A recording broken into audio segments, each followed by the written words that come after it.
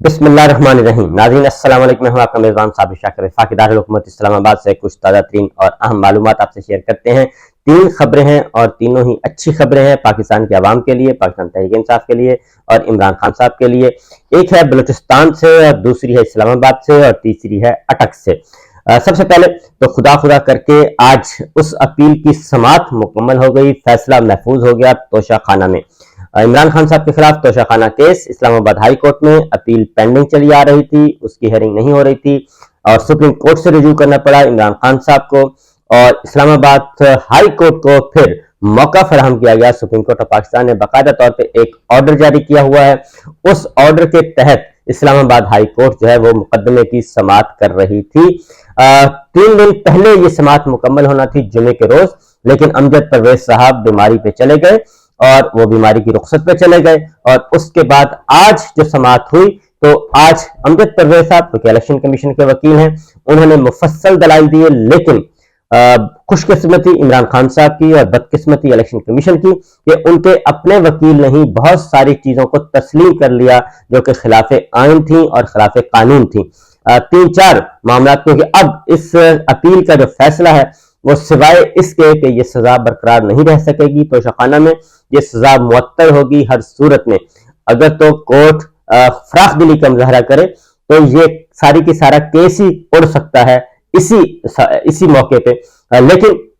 فی الحال ان کی سزا معطل کی جائے گی اور سزا معطل کر کے کیس ریمانڈ بیک کیا جائے گا. یہ ہے، اور اس کا فیصلہ محفوظ کر لیا گیا ہے. فیصلہ اب سنایا جائے گا کل 11 بجے. چیف جسٹس عامر فاروق صاحب اور جسٹس طارق محمود جہانگیری نے اس کی سماعت کی، اور الیکشن کمیشن کے وکیل امجد پرویز صاحب نے طویل بحث کی اور طویل آرگومنٹ کیے، اور ایک موقع پہ کہنا پڑا کہ جناب ان کو آج ہی ختم کرنا ہے. امجد پرویز صاحب نے آج بھی کوشش کی کہ آرگومنٹس کو کل تک لے کے جائیں، اور ایک تو وہ سرکار کے وکیل کو بلانا چاہ رہے تھے اور کہ ان کو بھی نوٹس جاری کریں، جو ہم نے پہلے آپ کو کہا تھا کہ ایک ان کی پلاننگ ہے کہ 2 وکیل اور ڈالے جائیں اس میں اور ان کے ذریعے پھر معاملات کو آگے بڑھایا جائے. اور دوسرا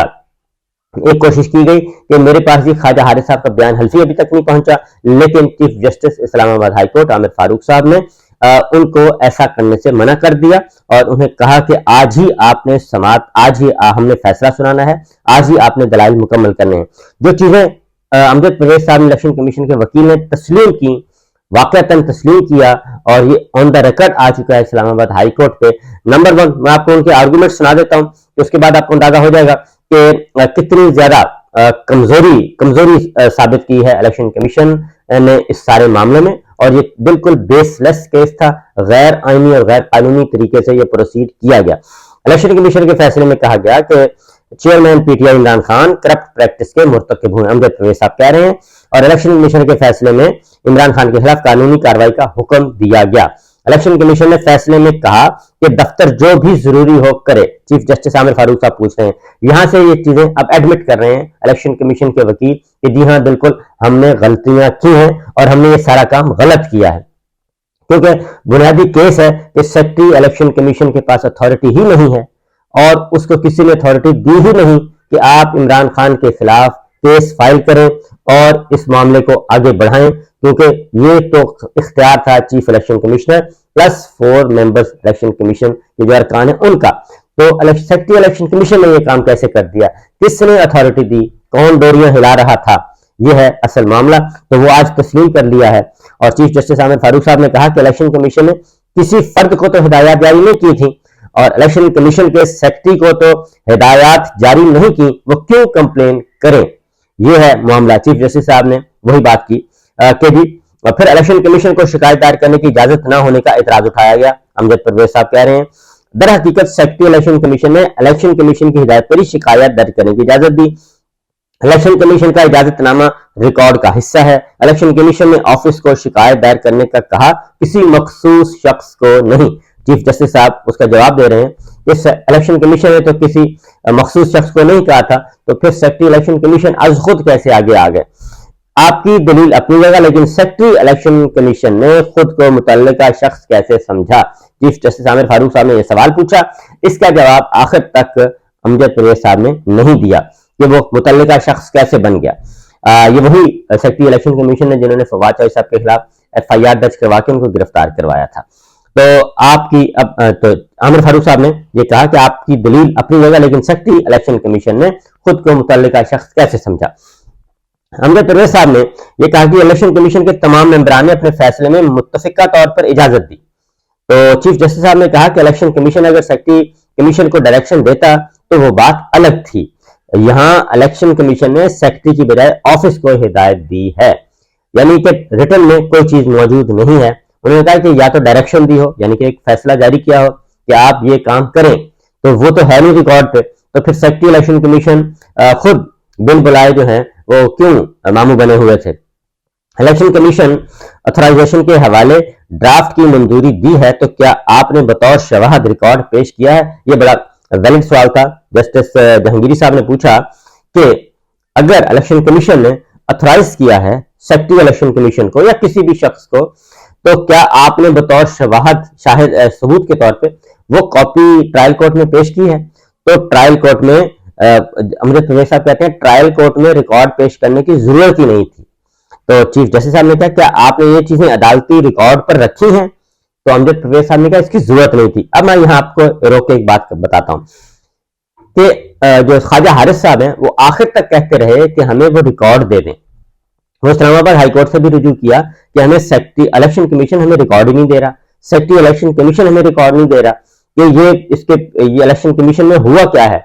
وہ ریکارڈ ابھی تک نہیں دیا گیا کیونکہ وہاں پہ ریکارڈ ہے ہی نہیں، کیونکہ یہ تو ایک خواہش تھی، زبانی خواہش تھی اور حکم تھا کہ ہم نے عمران خان صاحب کو فکس کرنا ہے، اس لیے انہوں نے یہ کر دیا۔ تو وہ ساری چیزیں تسلیم کی جا رہی ہیں، اسلام آباد ہائی کورٹ کے روبرو الیکشن کمیشن کے وکیل تسلیم کر رہے ہیں اور عدالت ان سے تسلیم کروا رہی ہے کہ آپ نے یہ غلطیاں کی ہیں اور یہ غلط کام کیے ہیں، اللیگل irregularities پائی جاتی ہیں۔ الیکشن کمیشن نے آفس کو آرڈر کیا۔ اب چیف جسٹس صاحب پوچھ رہے ہیں الیکشن کمیشن نے آفس کو آرڈر کیا، کیا سیکٹری کے علاوہ کوئی اور بھی کمپلینٹ دائر کر سکتا تھا؟ کیا الیکشن کمیشن کا DG لا یہ کمپلینٹ دائر کر سکتا تھا؟ تو امجد پرویز صاحب نے کہا کہ سیکٹری الیکشن کمیشن کا ایڈمنسٹریٹر سربراہ ہوتا ہے، ہائی کورٹ اور سپریم کورٹ کے ایڈمنسٹریٹر معاملات رجسٹرار چلاتا ہے۔ چیف جسٹس صاحب نے کہا، عامر فاروق صاحب نے، کہ چیف جسٹس کیا رجسٹرار کو کارروائی کرنے کا کہے گا یا آفس کو؟ چیف جسٹس رجسٹرار کو کہیں یا آفس کو، دونوں ہی درست ہوں گے، الیکشن کمیشن کے وکیل نے کہا۔ یہ امجد پرویز صاحب نے، آفس نے مجھے خواجہ حارث کے بیان کی مصدقہ کاپی فراہم نہیں کی، میں آخری شخص ہوں گا جو اس پر کاؤنٹر ایفیڈیوٹ جمع کروائے گا۔ تو اب یہاں پہ انہوں نے کوشش کی کہ دیکھا کہ ماحول خراب ہو رہا ہے اور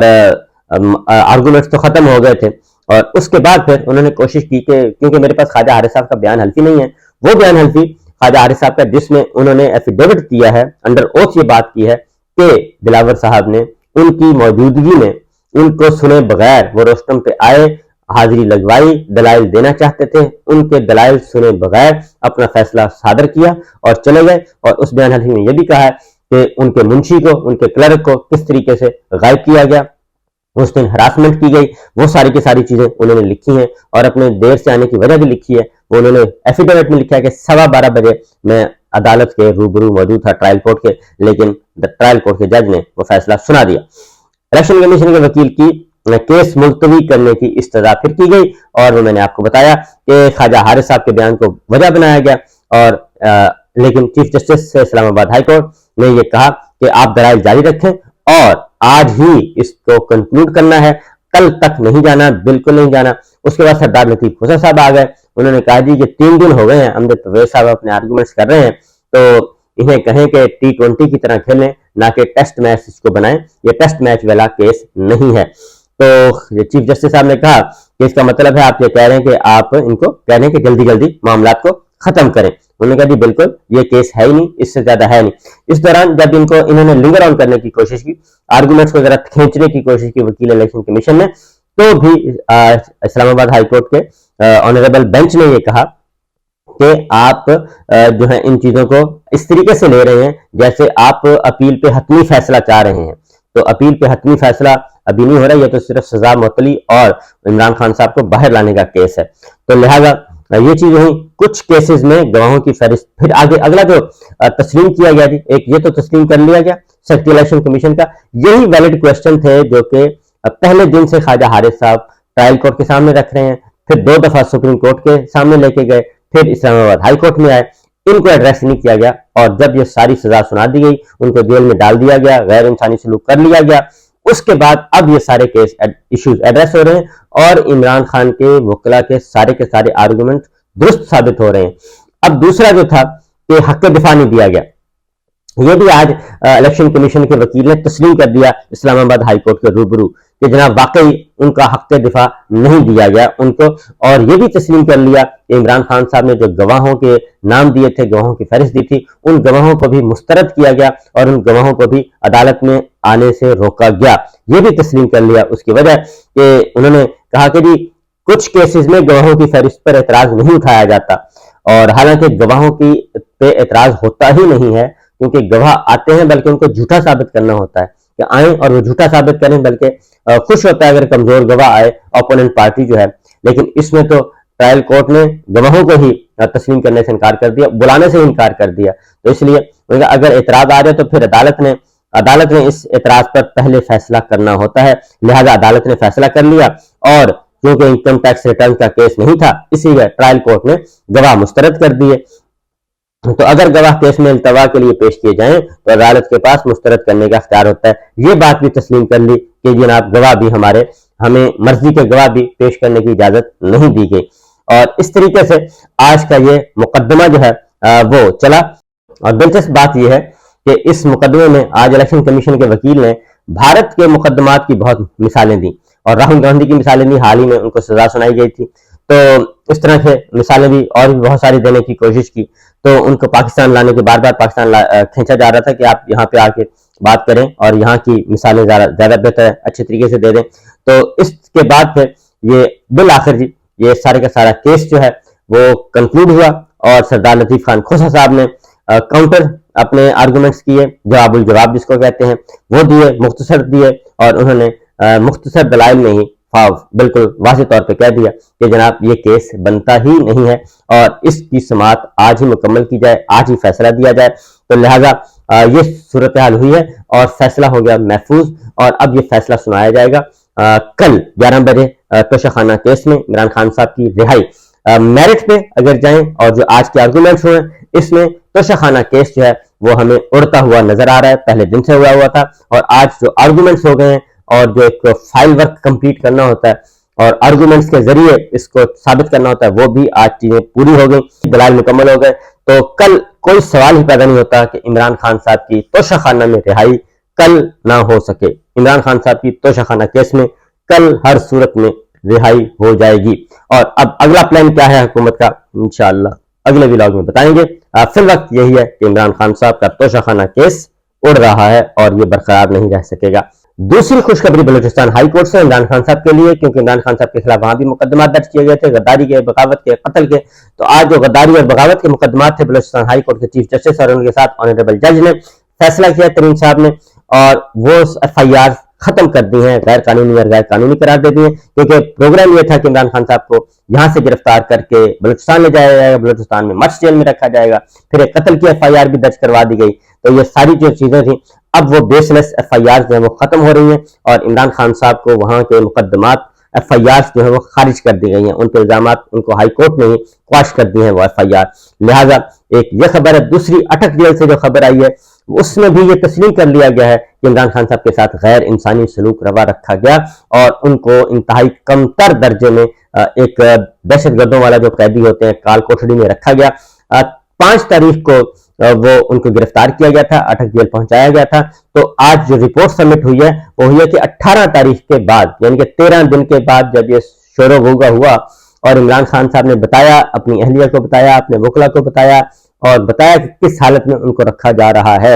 اور ان کے ساتھ کیا کیا ظلم کیا جا رہا ہے جیل میں، وہ ساری باتیں جب آئیں مارکیٹ میں، میڈیا میں آئیں، سوشل میڈیا کے ذریعے آئیں، تو تب جا کے کل پھر ان کی اہلیہ نے جمعے کو باقاعدہ طور پہ یہ سپریم کورٹ میں کا دروازہ کھٹکھٹایا کہ ان کی جان کو خطرہ ہے۔